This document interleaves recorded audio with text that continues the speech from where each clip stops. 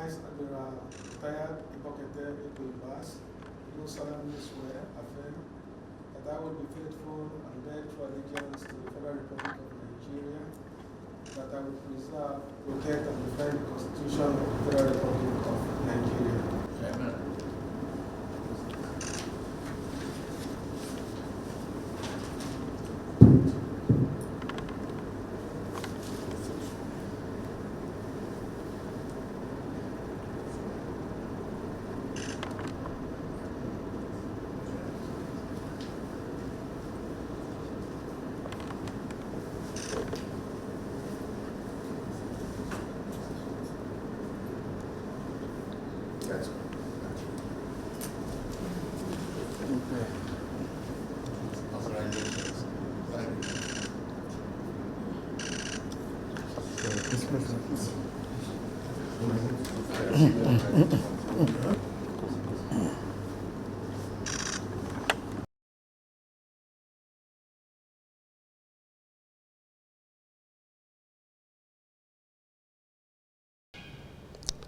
First of all, I think we know the circumstances that led to where we are here, and Mr. President made it very clear in his broadcast.